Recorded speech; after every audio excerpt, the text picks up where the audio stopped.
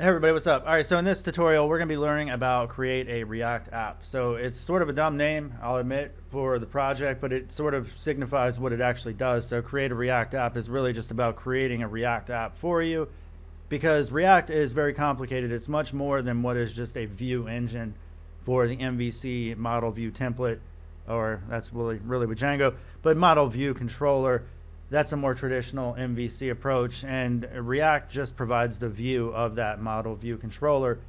However, most React ecosystems, they consist of way more, like routing, so you can have single page applications, server-side rendering, so everything from like even object relational mappers to interact with a database. And you don't have to be an expert in all that stuff to get started with React to have a full-scale React project when you're using Create React App. So one of the reasons why I, as a developer, have stayed away from it is because I've been involved in React literally since it came out. So it came out in 2013. I was involved in like 2014 doing tutorials and stuff like that. And I've been using it. So Create a React App came out years later. And for me, like, I didn't really need to pick it up because it was doing a lot of stuff that I already knew how to do. But the project has expanded quite a bit, and it's added a lot more functionality and stuff to it. So these days, a lot of projects are started from Create React App. And then what you can do is you can actually spin away and pivot away from what it provides and then do your own custom configuration. So a lot of projects are being started that way. You use this project as like creating a POC, and then from there you end up just branching off and doing something called an eject, and then that allows you to do your own custom configuration. So to follow along with this tutorial, it doesn't matter if you're on Mac, Linux, Windows. I'm on a Windows machine for this tutorial, but the concepts and all that are going to be very similar depending on whatever environment you're in. And one of the requirements that you're going to need to have is you need Node.js, because that's going to include a package manager called Npm. And that just allows you to install packages across the internet by doing simple commands. And it's bundled with Node.js. So for whatever operating system you're on, go ahead and download that. I would just download the latest if you want. And then install it. It runs as like a basic program on Windows. And then once you have it installed, you should be able to open up a command line. So just type CMD in the search window in the bottom left. That'll open up a command line. You should just be able to put Node in there, and it'll fire the Node shell. You could also say Node version, and that'll tell you the version of Node that you're using. So the latest version of Node is like 17. However, I'm going to stick to 14 because if you're using AWS Lambda only goes up to Node version 14. So that's why I'm sticking with that myself. Also, to write our code, we're going to be using Visual Studio Code, so make sure you download that and install it for your operating system as well. Once you have it, just go ahead and fire it up. So Visual Studio Code. And for those that are not familiar, this is just an editor that was created by Microsoft. And it's open source. It works with pretty much every programming language out there, and even things like game engines like Unity. You can get extensions for it. Your little extensions are over here, so this is how you can go ahead and install everything you need. So if you're doing like some Python development, you would just type Python, make sure you have your Python selected there, and then you can install it, and that allows you to have linting and type hinting and all that stuff when it comes to writing your Python code. This isn't a Python tutorial though, but just to give you an idea. All right, so we're going to say File, Open Folder, and I like to put stuff in my projects here. So I'm going to create a new folder, which I'm just going to call Tutorials 2022, because we're in the new year now. So I'm going to create a folder here, Tutorials 2022. I got so many freaking projects in here. So I'll select that folder, and then really I'll just go ahead and you know what, I'm going to end up creating another folder in here so I know what type of tutorial I'm doing. So this is Create React App. And I'll select that one. And then when you select that folder, Visual Studio Code will open up into it. All right, so now let's go ahead and right click inside here. Come on, computer. I need to upgrade my computer. This one is just, it's bogged down. It's getting unwieldy. All right, so anyway, what we're going to do is we're going to use npm to go ahead and install the global, and we want to say -g. That just means install it in your user directory for where your Node modules go, and this will be shared across all Node installations on your project. So we'll talk more about that in a bit, but just say npm install -g, that stands for global, and then you would put what you're trying to install. So in our case, we're saying create React app. All right, so that'll install it globally once across your entire system, and then what we're going to do is use that to then create our create React app project. All right, so now that we have that installed, we can go ahead and use it. So we're going to say npx, which is a package manager that's also included, and just say create a React. Create React app, all one word, and then you say whatever the project name is. So like we're going to say my create React app is the name of the project, and you guys can call it whatever you want, but I would just, if you're following along, you've never done this shit, you probably just want to do the same name as me.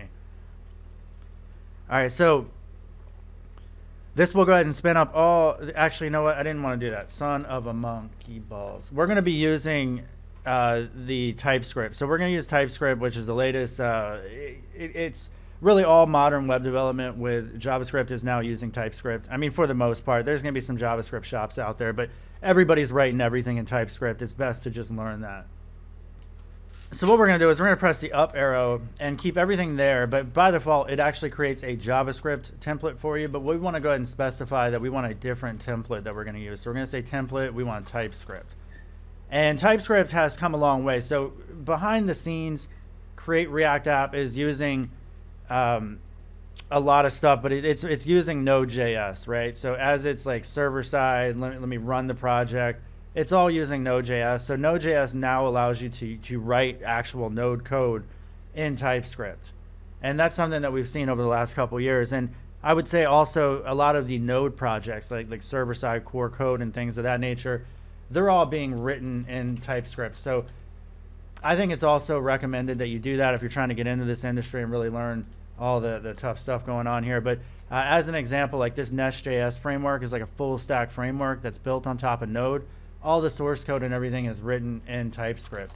And it's also the same framework that I use for my website CodeHawk. So this entire thing is being powered by Nest.js, Node, TypeScript, React. That's how all this stuff is actually working and coming together. All right, so as I said before, there's a ton of stuff that's actually a part of this project. So you can see the actual install of creating our template for create React app with TypeScript is going to take some time, and that's just normal. Damn, this is taking a long time on my Windows machine. All right, sweet. So now that that is finally done, you'll be able to see all these different files and folders and everything that this thing created for you. So your actual source code for your application, like server side, how it runs, any components that you build in React, that's all going to be inside of your source folder. So that's just traditionally how a lot of projects are set up. And then you have your public folder, and that's where all your static content is going to go. CSS, JavaScript files that you might have to load, font files, things of that nature are all going to go inside your public folder. In order for VS Code to work properly when you want to try to debug this thing, we want to open up the folder directly into the project that got created for us. So go ahead and open that in. Just say select folder and open that up. All right, so as I said before, this thing has a ton of stuff that you're going to need. So your Git Ignore is just simply for using a Git repository. So if you wanted to put this project on GitHub or just have version control tracking so that you can develop and not blow away all your previous changes, it's good to use version control so everybody's using Git.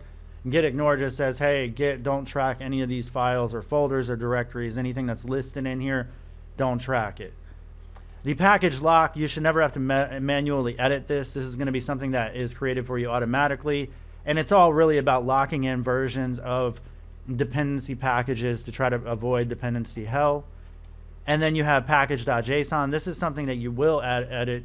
So as you install new projects and things that you need, they will all show up in here.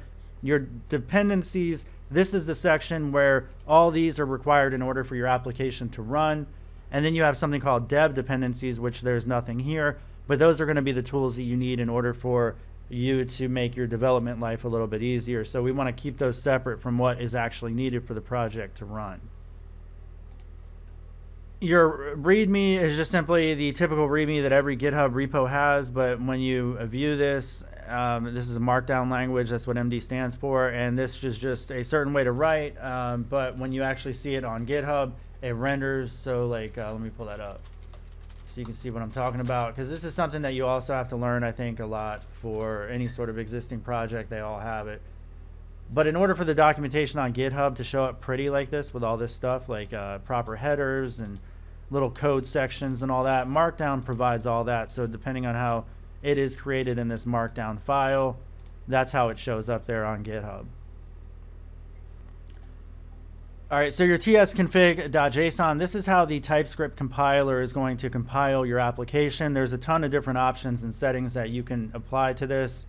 And you can see when we say strict equals true, that is going to check for a lot of things that can end up causing a lot of like type safety issues and such. So TypeScript is all about type safety, so you don't get clashes at runtime, like trying to add on like an integer to a string or something like that. It's going to warn and not even compile, so you can't even get it to production. All right, and then finally you have your node modules folder, and this is actually all the projects that are dependent, and this is all being used by those core, what we saw in the package.json file. All those, it was probably 10 or 12 different projects there, but you can see those 10 or 12 different projects, they require a ton of other projects. So they each have their own dependencies. They all get thrown in the node modules folder, and hopefully you shouldn't have to mess with that. All right, switching back over to the package.json, there's going to be a couple of scripts that are provided for you by default. So you have this eject. This is where we want to go ahead and customize our create React app application. And once you eject, you can't go back. So keep that in mind. So don't eject until you're actually ready and know what you're doing.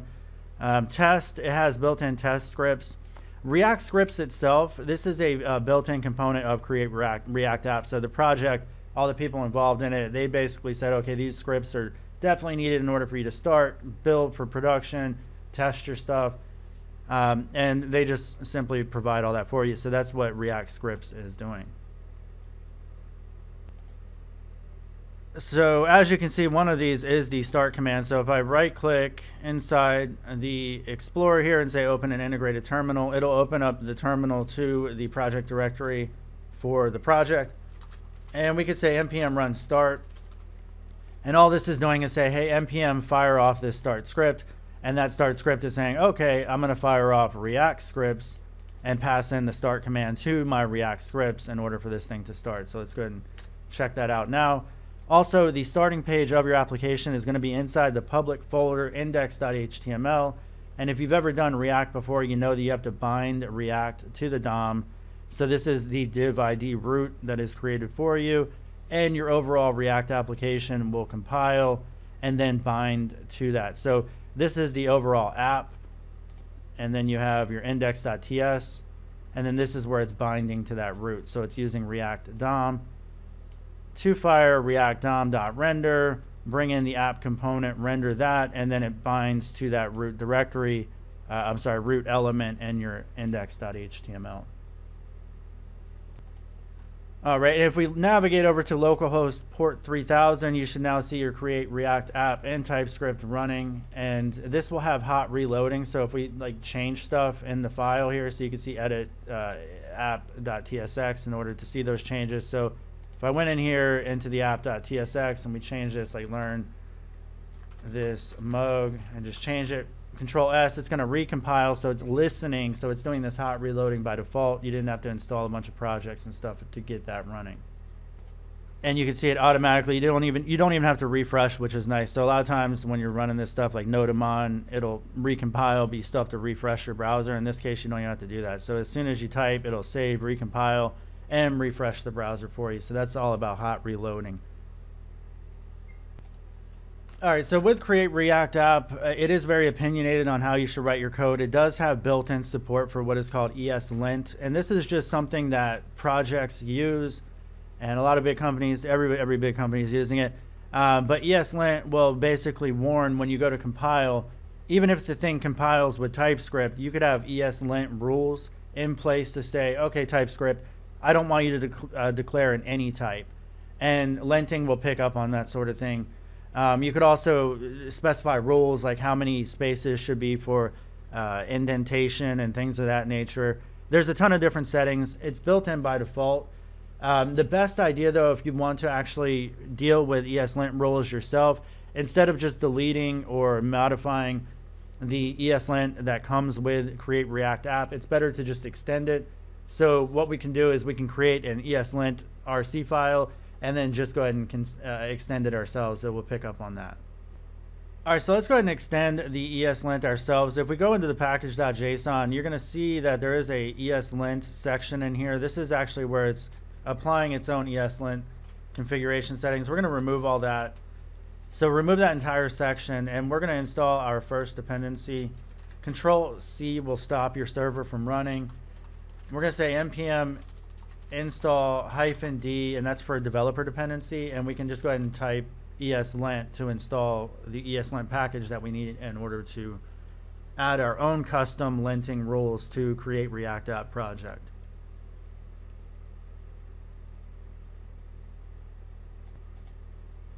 So now by doing that, if we look in the package.json, we're now going to have a developer dependency section that lists just what the developer tools are, and that is just what we installed, which is ESLint.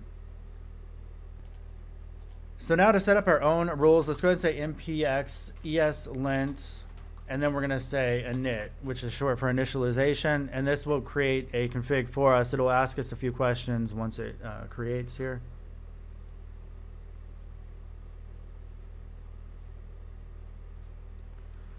All right, and this is where we have to answer those questions. So here, instead of saying just to simply find problems, which really just warns us of it, we want to change it to find problems and enforce the code style. From here, we need to go ahead and say what type of modules are we importing. Since we're using TypeScript, we want to use the traditional ES 2015 import-export statements versus CommonJS, which is the Node way of requiring modules. So that's where you see the require statement. And we want to stick with the ES module, so let's do that. We're obviously using React. And then it says, does your project use TypeScript? And it does, so we're going to say yes. And then where do you want your code to run? And then here what we're going to do is, let me see what would be the best option. For now, we'll just say the browser, that's fine. And then it asks what sort of style guide you want. We're going to use a popular one that's already created for us. So let's find the Airbnb one. Is there an Airbnb? There is not. All right, fine. We'll just use the standard since there's not. A lot of people are using Airbnb, but we'll just use the standard. And then as far as the output, let's just say that's a JSON. All right, and then it's saying that it requires ESLint 7.12, and we're using a newer version, so that we want to downgrade, and we have to downgrade. So let's go ahead and do that. All right, what else? Would you like to install them now with npm? Yes, let's do that. All right, so this will go ahead and install everything we need in order to create our own configuration. All right, now that we've done that, let's go ahead and create a new script that we're going to call, and we're just going to call it our linting rule. And then what this is going to fire is just say npx ESLint, and then we say what do we want to actually lint, and we're going to say that we want the source directory and everything after it. So now that we've done that, we can actually run our lint rules. So say npm run lint, which is the name of that script right there. And then this will tell us all the different errors. So we got 43 errors out of the box based on those settings that we have. So if you wanted to click on any one of these, you can see React must be in the scope when using JSX, extra semicolon here. So like just clicking on any one of these things, going to the line 1.8, it's basically saying, okay, you don't need the semicolon. But that's a rule that you can turn on and off. So it really just depends on the team that you're dealing with, your own personal ideas on how the code should be formatted. Now, if we wanted this to be fixed automatically, we could edit our package.json, a lint script, and then we just simply add the -- fix, and this should automatically fix those errors for us if we wanted it to run that way. So saying npm run lint, you can see it's now running the fix status, and we still get some errors here. So some of these errors are going to specifically say what the rule is that it's failing. So one of these is no use before defined. So if we said, you know what, that's fine that we can use it before defined, that we don't really care about that, we can go ahead and add that as a rule to this eslint.rc.json file that got created for us. So we can start editing these rules here. So in the rules section, I could say and this should be in quotes for a JSON file. And then I could just simply say like off, so turn that feature off. So if we went ahead and run this again, you're going to see that we don't get these errors, or at least that one specific one. So let's do that. All right, now we're getting less errors now. All right, so a couple of these other ones. So this is like saying must be in scope when using JSX. So here I could say like React in JSX. So we could go ahead and we could actually try to fix the problem, or we could actually just simply turn that feature off. So we don't really need that. So if I go into the ESRC lint JSON, I can add another rule for where that's failing and turn that off as well. Now the purpose of this isn't really to try to lint the existing create React app package that's created for us. It's to get us to a point where this mother F will actually compile. So here's another one here. So it says declaration or statement expected in the app.css. So where this is actually complaining right here in the test file is saying test is not defined. Now the test is coming from Jest, so it's using Jest. So we need to actually, in the ESLintRC, this environment part, we're going to add another part to say Jest, and we're going to say that equals true. And then hopefully that will go away.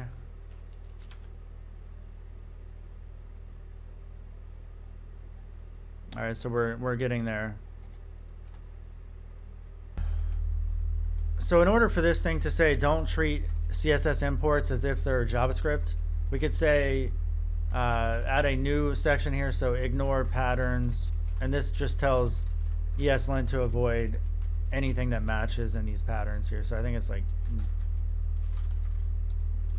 .css, something like that. 1 second.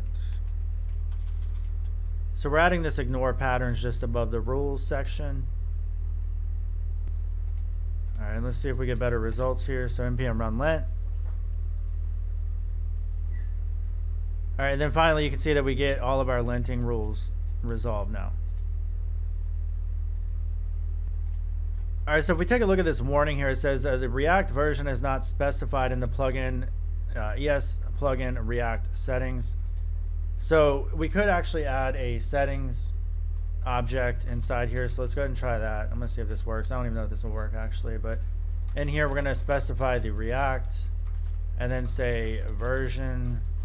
And then here we could either say like latest, or we're going to say detect though and see if that works. So we're trying to say, we're trying to tell ESLint about React. All right, and then that message now went away. So our linting is now fully in place. We have our own custom linting rules. We did sort of extend from the recommended React, had to overwrite a little bit of it so that it could actually compile.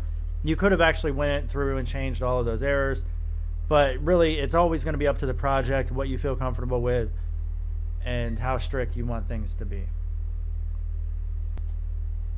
All right, now let's look at how to set up debugging for Create React App. And there's a couple things that you need to do. You need to have the Chrome debugger installed. So just type Chrome debugger. You should see something like this.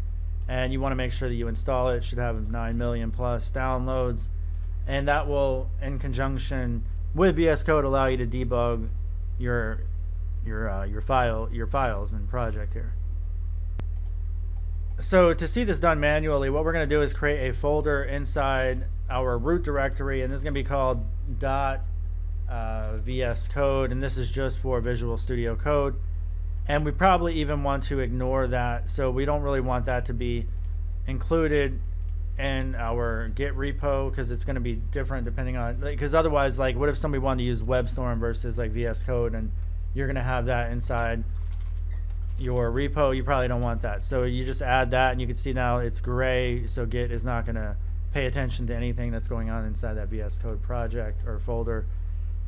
So now inside the VS Code folder that we created, let's create a launch.json file. So this is how we're going to be able to debug, and I'm going to paste this in from their documentation, but just pause the screen and write this stuff down. So make sure it's verbatim here, but we're just setting the version, configuration settings. We're telling it to use that Chrome debugger.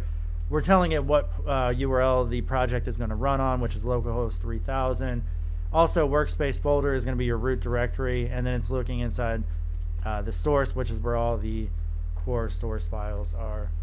And then this is just dealing with source maps to allow you to debug easier. So with all this set up now, we have this debug configuration. So if we go to our debugger option, you're going to see that we have Chrome selected, and we can go ahead and run the project and debug.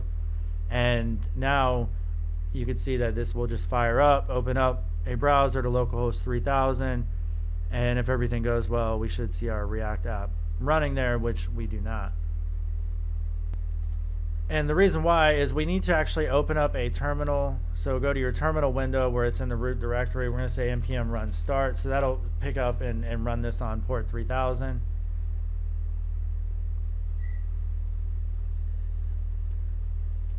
So if we see that, it'll run here in a second. All right, so now the app is running on that port. And now if we go ahead and say F5, it should pick up on our configuration options automatically, and it's going to point to that running project. All right, so the cool part about that is if I jump over to like the app.tsx, I can now put breakpoints wherever I want to start inspecting this stuff. And let's see if we can put this anywhere else. I mean, I can put it anywhere I want, anywhere you can put a breakpoint. But now if I press F5, let me stop that. If I press F5, it's going to go, and now it's going to hit these breakpoints. So I can say, okay, go ahead and proceed. Now it hits this next breakpoint. And then in your call stack, you'll be able to go through your call stacks to see how this stuff is actually firing from one step to another.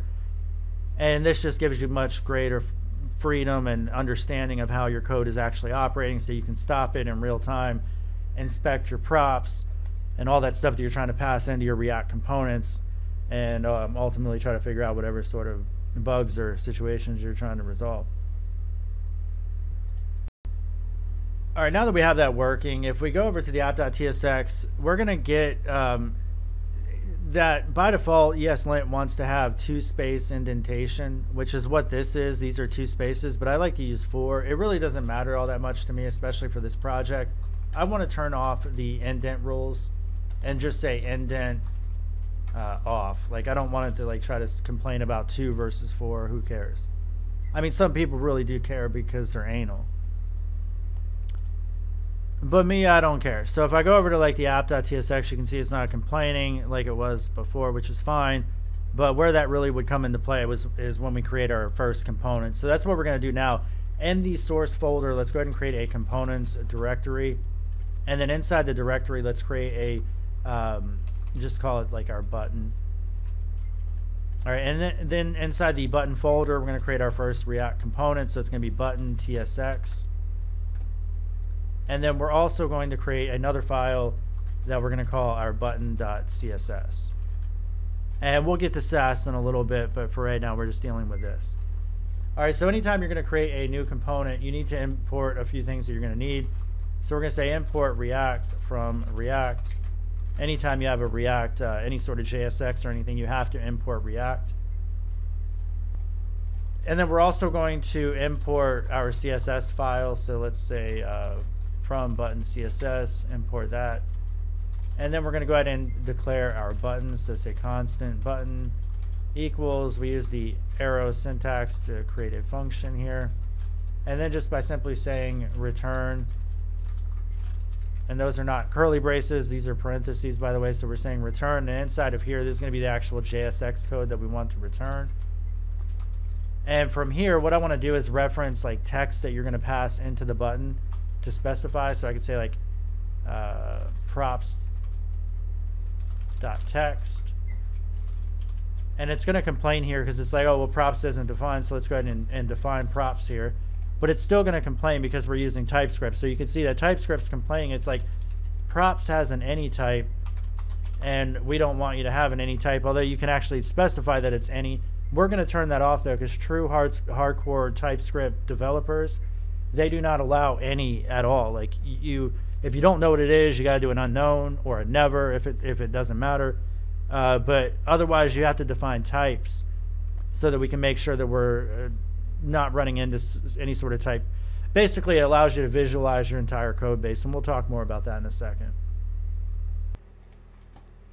All right, and then in order to actually use our button component, we need to do an export statement so that it can be imported and used. So we're declaring that now. And then there's still a couple of errors here. So you can see React is declared but never read. And that's actually something that we need to turn off. All right, so one of these annoying things that I'm looking at here is React is or strings must use single quote. I definitely don't want that. I prefer double quotes myself, but we need to go ahead and add a section here. Just do it underneath the rules, and we're going to say at TypeScript quotes allow error. So it's going to be an error, but use single void escape. Let me see if that's going to work. That's not going to work.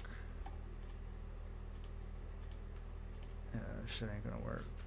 Yeah, that's where we're actually specifying single. We need to say double. God dang it. So this void escape equals true. So that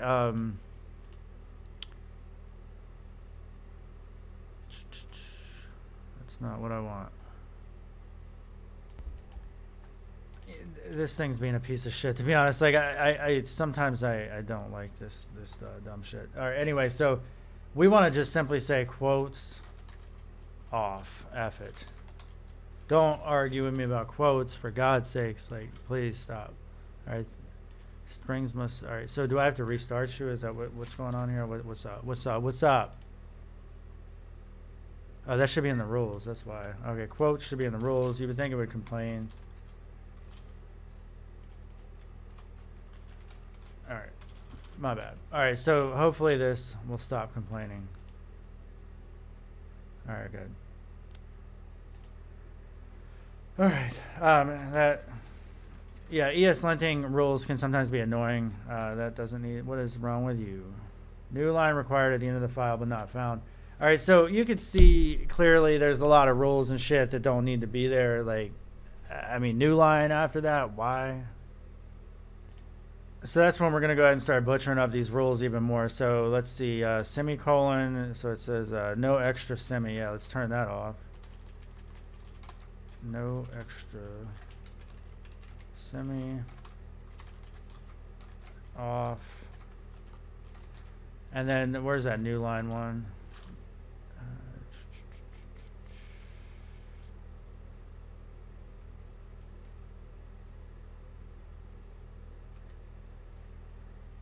All right, 1 second. And this is why actually a lot of developers do not use ESLint, because it does cause a lot of extra headache. But the problem is like when you're trying to get into the industry, like every team's gonna have these things you have to deal with. And if you truly want to be a developer that's gonna be paid by a real company to do this type of stuff, I think it's probably best to just deal with the nightmare. Although you could have your own custom rules and things like that, at least you understand how those things are being enforced and how to override them. So to find out more about whatever is causing the problem, just highlight over in VS Code, and then you can say like view problem, and then it tells you like this EOL last, and it'll pull up a web page for where the rule is, gives more information about it and how to override it and different options that you can provide. So in our case, what we want to do is add another rule and say EOL last off. Okay, and we're getting closer there, but then I can do this one now, and this is saying semi, extra semi, so it's just a semi rule. So the no extra semi is not affecting that.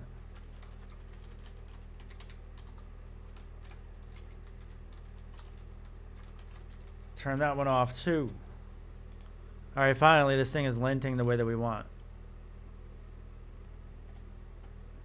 All right, so now you can see that we're doing this any, and this is this any type is basically not predictable at all. It doesn't allow you to visualize the code. So we should probably go ahead and declare a type, and we can say button props is the name, and then inside the button props we can go ahead and specify what types are expected. So in our case, we're using props.text, so we're going to declare text here, and then we're going to say it's of type string.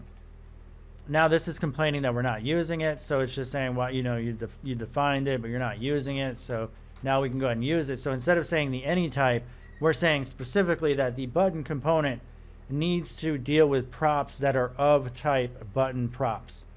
So if you added more props in here, like a custom class name, like we could say class name equals props.class, we can just say props.class. Now it's going to complain, okay, class does not exist on type button props. So this is all about what TypeScript is about. It's about saying, hey, this needs to be declared. So now if I said class equals, and we know the class should be a string, then we can go ahead and say that. But what if I wanted it to be optional? Like I didn't want to require it to be passed in. Well, you could use a question mark right after whatever the prop type is. So this just says that this is optional. You do not have to pass it in. So in our case, when we go to use the button, we don't have to actually pass in a class name if we don't want to. So I would think at that point, that's where we can go ahead and say, you know what, if you have a props.class, go ahead and give it to props.class. Otherwise, go ahead and put in some sort of default, which we'll just say like button is the default class. So that's called a ternary operator inside of our component. And you're going to see a lot of that stuff. So it's basically saying, okay, you passed in a prop of class, we're going to use it. If you don't, we're going to have this custom button. And really, this is where I probably want to be a little bit more specific. So I'm going to say button primary is the name. And let's go ahead and define that in our CSS right now. So we're going to create our first rule, button primary. And we're going to make the background color blue. And this is going to be ugly, but then we'll just add the color of pound FFF. That's going to be white. So we've defined this button CSS now, so that's going to be used if we don't pass that in. So how do we actually use our button component now that we have it declared? We're going to go into our app.tsx and we're going to import. So we're going to say import button from our components button folder and say button. All right, so we bring that in. I really like the semicolons after the import statement. I don't know why. I'm just used to it. It really doesn't need to be there. But the longer you've been coding, the more you get accustomed to certain things. So now we have this button, right? And we're going to go ahead and use the button. But this is where the type checking comes into play, because it's saying, hey, text is a button type prop, which we declared in our button, right? And we're saying text is a string. So because we don't have the question mark, it's not optional. You have to pass in it. It's a requirement. So in order to satisfy this component's API, we have to give it a text. And we're going to say my effing button. So we've now satisfied that, right? So it's going to have the class be assigned because we didn't actually pass it in. And if we wanted to overwrite that, we can. But let's just go ahead and see how this looks in our app. So you can press F5 to debug it. And then now we have this my effing button. And our font color is not showing up in there. I wonder why. Is it coming from somewhere else? Is that joint coming from somewhere else? Damn, I'm just being rusty and stupid, but obviously this should be pound FFF. I mean, I know CSS, I've been writing it for 10 plus years, and that's just some dumb stuff right there. But I feel like that's programming 101 with age. All right, so now you can see that we get this color that is being applied. So one of the great things about components in React is that you can reuse them, right? We define that functionality one single time, and now I can go ahead and declare that button over and over again. If I actually copied it.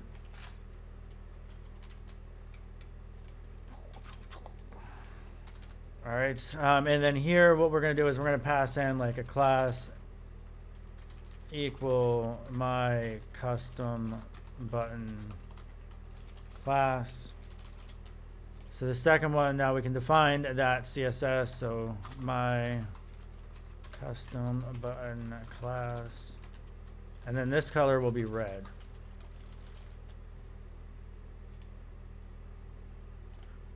All right, and there you have it. So because we have our custom class, it's going to have a white background by default. So it's using the background that any sort of button would use, and then this application.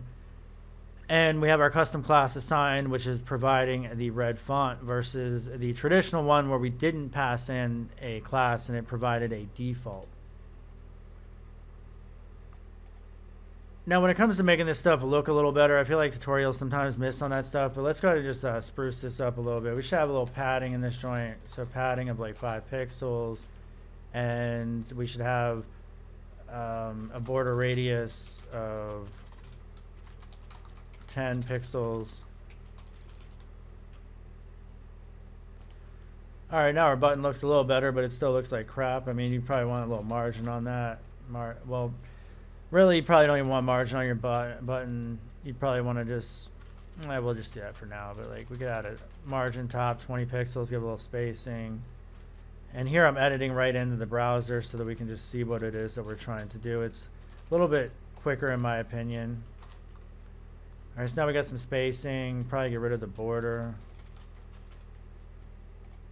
Probably need a little more padding, but this is a good way to like just simply start messing with your functionality of your styling so that you can get it right, and then you just simply copy it in, and then you shouldn't have to do it anymore, right? So that's usually how I'm doing it. I'm like designing in a combination, mostly just doing my CSS designing in the browser to see that instantaneous feedback, and then once I get it right, I can go ahead and copy it into my CSS file and not have to deal with it anymore.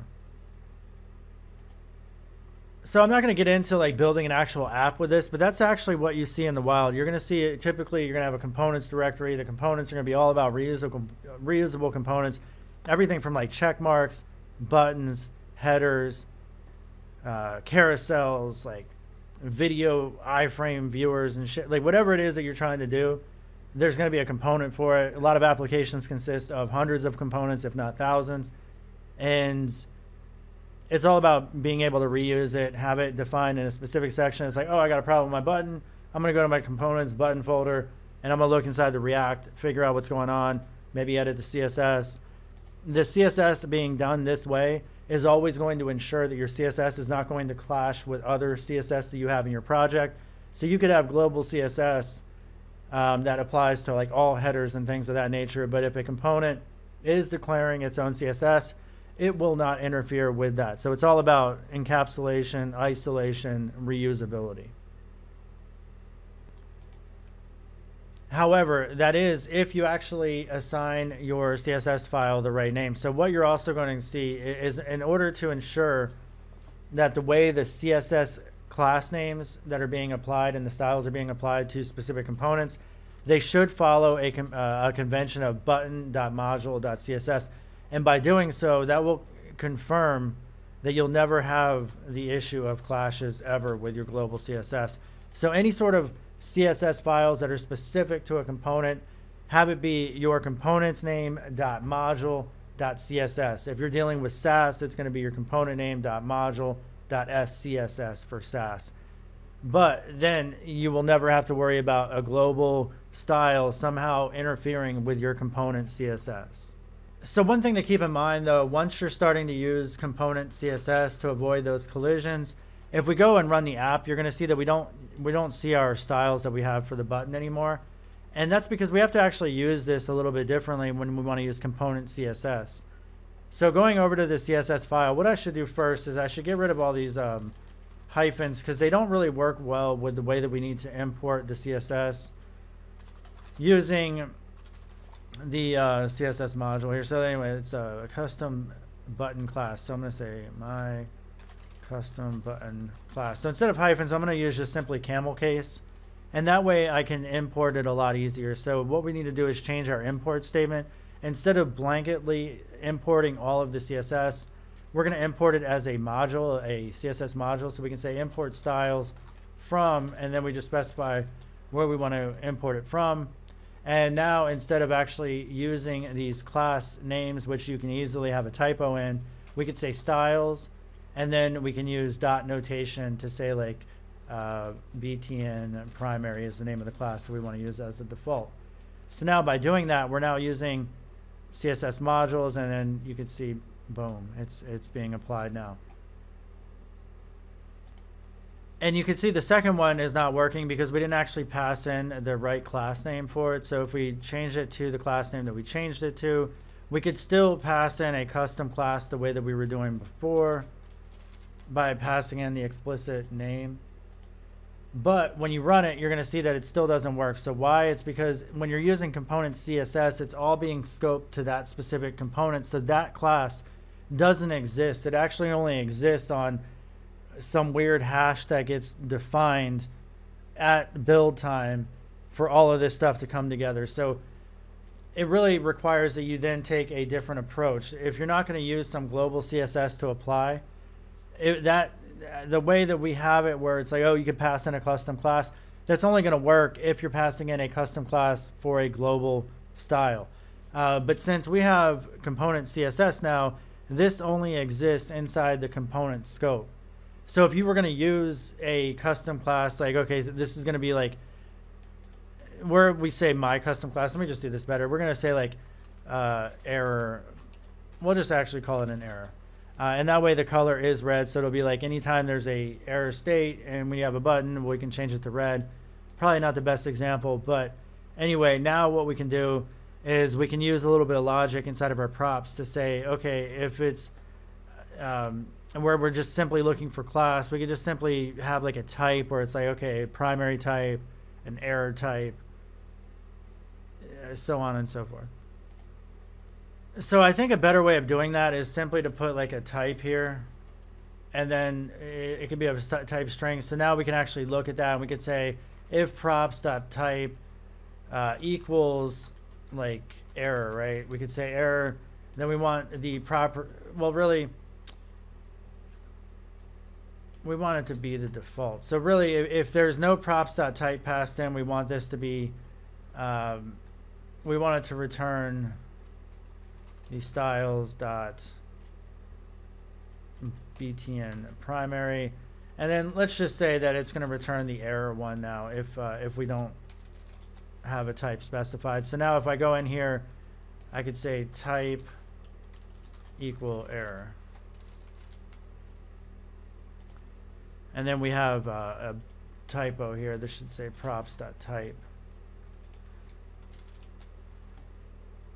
So then now doing all that, I know that sounds, that kind of was a little convoluted there, but anyway, you can see that we're now getting the previous functionality that we want, and that's probably a better way of doing it. That way, these styles are all being just scoped to the component itself, and based on the props that you pass into your component, the component will then say, okay, I'm in an error state, let me use my error class.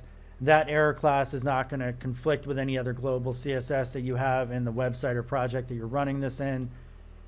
And there's obviously better ways of actually writing this out, but that's ultimately what's going on. These styles, the reason why they didn't get applied before for that error, you can't just simply pass in component error style because it just doesn't exist globally. It's not like regular CSS.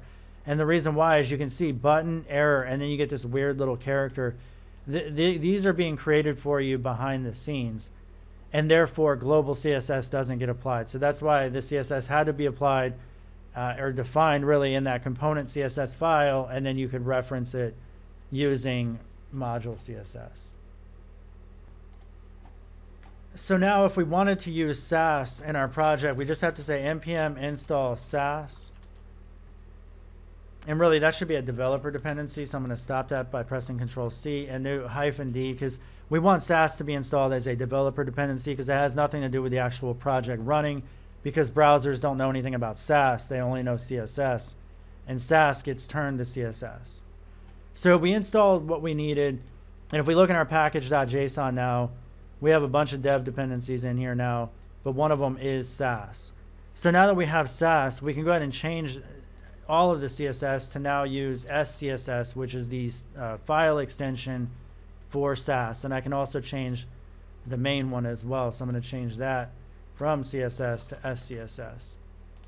All right. And then if everything goes well, again, which it does not, and the reason why is because of the imports, it's looking for CSS files. We need to change those over to Sass. And then we need to do the same thing in our app where it's trying to find the app.css and change that. I'm sorry, the app.sass or CSS to app SCSS. All right, that was a lot of talk in there. But anyway, we now look at this and we're using in create React app. We're now using Sass and component CSS.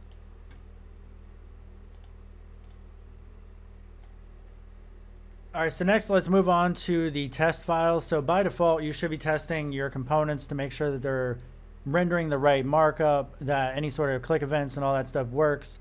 And we do that in test files. So typically the way it works is that we would create, like in our button component, we would have a new file called button.test.tsx. And then we could just simply copy everything from the app that got started with, and we're going to change that or copy it over to the button. And we're not going to be importing the app. So in this case, we just want to import the button, since that's what we're testing. And then we're going to render this. And then we could say renders the button component. And really only would say button. Renders the button. All right, and then it's going to look for screen get by text. So we know learn React is not there. So we should probably give some sort of text to our button to say like click me, which is something you should never say probably. And then inside the regular expression, we can say search for that explicit text. And then you can see that we're not getting this import button is not working. And why is that? That's the way that we're exporting. So I could say export default button and that would import fine. But what we need to do is, because we don't have an exported or a default export, we need to be explicit about, okay, we want to bring in the button from the button file. Again, I could have just said export default equal button. Like for instance, instead of all this, I could comment that out and say export default. And we don't need to have a constant there, but I could say export default button. And this is going to complain because it's missing a name. But anyway, that's why we don't do it that way. Anyway, you normally could do it that way, but we're not doing it that way. So we just want to go ahead and export. This allows us to export multiple components for one file if we want to. A lot of times you will see that if they're like helper files that have a bunch of different methods on them. All right, but now in another command line, let's go ahead and say Npm Run Test. And Jest, which is the test runner that is being used by default, should look for all the tests that are available. And here, where is it complaining about? So why is it throwing this error message? Who knows? This is where Google comes into play. And according to the instructions here, let's see, we want to install Just, can't even see that.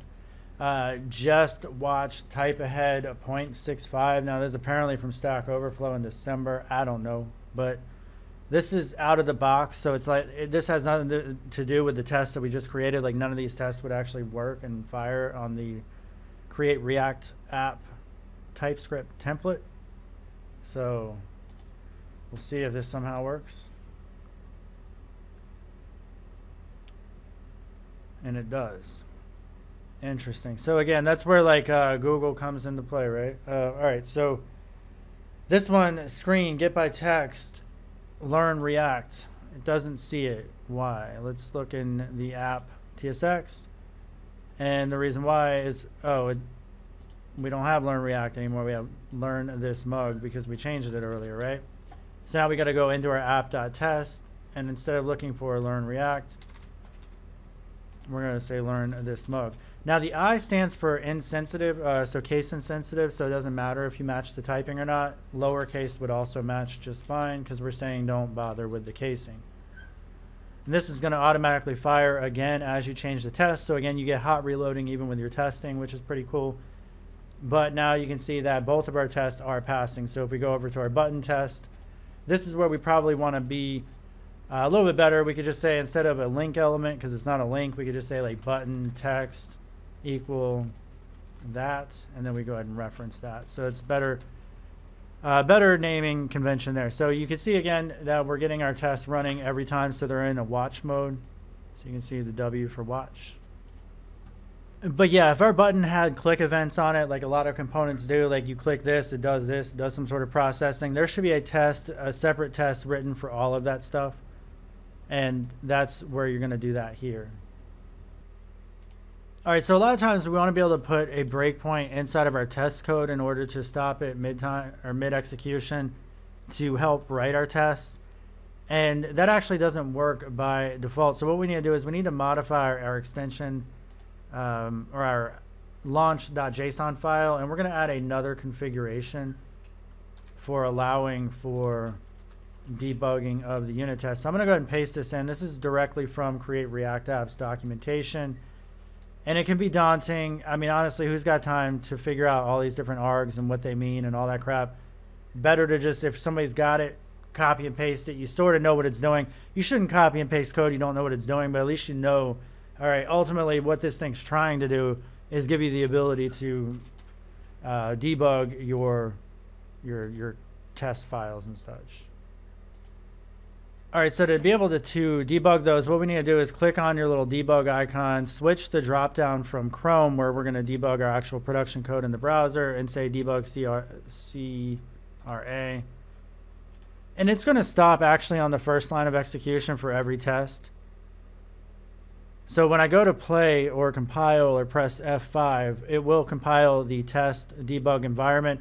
And again, it stops on the first line of every test. And that can be modified so that it doesn't do that. So you can just simply debug one test at a time.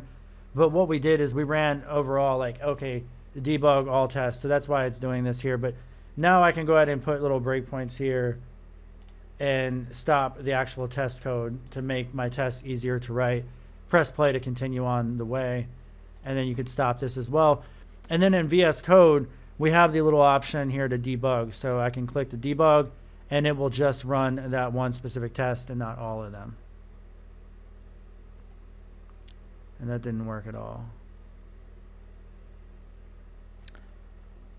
And I mean, ultimately the reason why this little debug configuration option didn't work is you can see it fired a different process. It's saying debug just test versus what our custom one was working before. So those are two different processes that we're firing off, which is why that does not work. Why? Well, this tutorial is getting too long in the tooth, I think, to deal with that crap. At least I showed you how to debug a unit test, right? But that is annoying that it would actually try to stop on every single test. Like, what if you had hundreds of them? That's not going to work at all, right? However, it seems like after running it the first time... Okay, we're good. We're good. We're good, I think. All right, let's just try this real quick. We're good. F5. I want to make sure it doesn't stop on the first line of every friggin' test. And it does not. Okay, good. All right, no, you're good to go. All right, so that'll just work. You know, you put your breakpoint on whatever test it is that you're dealing with, and it will stop at that breakpoint now. So this gives you, like I said, the ability to just hover over certain elements. On the left-hand side, you can put little watches in here. Look at your little loaded scripts. And if there's variables here, which you can see the button text is HTML button element. The HTML button element has all these different properties on them. And you can inspect every single one of those just in your test in real time. And depending on how complex the project is that you're working on, you're going to need that functionality. Otherwise, you're pissing in the wind, flying blind, all that. And I created both of those terms actually for debug. I'm just kidding. I feel like I did. I don't know if anybody else in the industry has ever said it like that, but that's what I think they call it rubber duck debugging or something like that. But ultimately, that's like I said, when you're pissing in the wind, you don't have any ability to like put breakpoints in your test. You're just simply firing the test. The whole thing's running. You're getting an exception halfway through, and it's getting spit out. You have no idea what the hell is going on. You got to be able to debug and put breakpoints in. All right, so that's going to wrap up this tutorial for Create React App with TypeScript and getting up and running.